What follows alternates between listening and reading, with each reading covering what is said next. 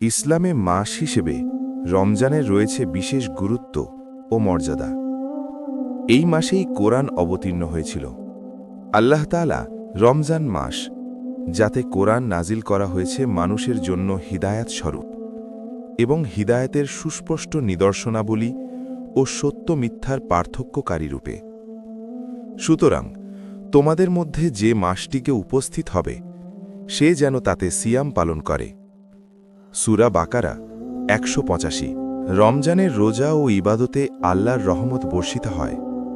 আল্লাহ গুনাহ মাফ করে দেন। আবু হুরায়রা রাদিয়াল্লাহ থেকে বর্ণিত, আল্লাহর রাসূল সাল্লাল্লাহু আলাইহি ওয়াসাল্লাম বলেছেন, যে ব্যক্তি ঈমানের সাথে ও সওয়াব লাভের আশায় রমজান মাসে সিয়াম পালন করবে, তার আগের সব গুনাহ ক্ষমা করে দেয়া হবে।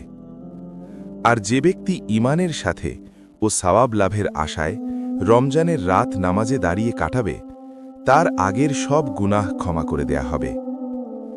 আর যে ব্যক্তি ঈমানের সাথে ও সওয়াব লাভের আশায় লাইলাতুল কদরে ইবাদতে কাটাবে, তারও আগের সব গুনাহ ক্ষমা করা হবে। সহিহ বুখারী, সহিহ মুসলিম। রমজান মাসে যে কোনো ইবাদতের সওয়াবই বহুগুণ বেড়ে যায়। রমজানের প্রত্যেকটি নফল ইবাদতের সওয়াব ফরজ ইবাদতের সমান। প্রতিটি ফরজ ইবাদতের সওয়াব হয় ৭০টি ফরজ ইবাদতের সমান। আল্লাহর রাসূল সাল্লাল্লাহু আলাইহি ওয়াসাল্লাম বলেছেন, পবিত্র রমজানের একটি রাত বরকত ও ফজিলতের দিক থেকে ১০০০ মাস থেকেও উত্তম। এই মাসের রোজাকে আল্লাহ তাআলা ফরজ করেছেন এবং এর রাতগুলোয় আল্লাহর সামনে দাঁড়ানোকে নফল ইবাদত রূপে নির্দিষ্ট করেছেন। যে ব্যক্তি রমজানের রাতে ফরজ ইবাদত ছাড়া সুন্নত বা নফল ইবাদত করবে, তাকে এর বিনিময়ে অন্যান্য সময়ের ফরজ ইবাদতের সমান সওয়াব প্রদান করা হবে। আর যে ব্যক্তি এ মাসে কোনো ফরজ আদায় করবে, সে অন্যান্য সময়ের ৭০টি ফরজ ইবাদতের সমান পুণ্য লাভ করবে। বাইহাকি। রমজানের একটি রাত ১০০০ রাতের চেয়ে শ্রেষ্ঠ। রমজানে এমন একটি রাত রয়েছে যে রাত ১০০০ মাসের চেয়ে শ্রেষ্ঠ।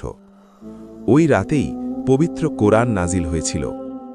কোরআনে ওই রাতের বর্ণনা এসেছে সূরা কদরে।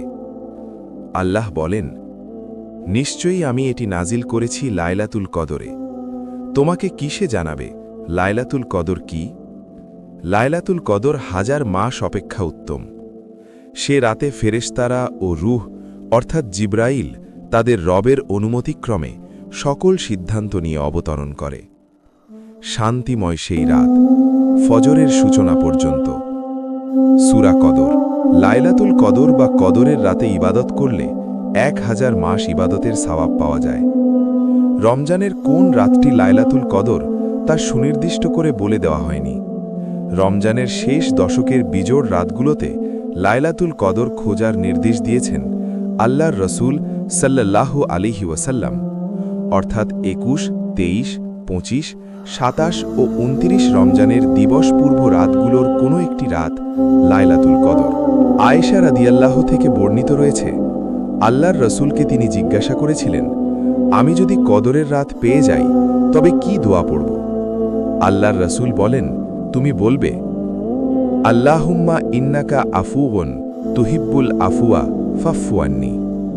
অর্থ, হে আল্লাহ, তুমি ক্ষমাশীল, তুমি ক্ষমা করতেই ভালোবাসো, অতএব তুমি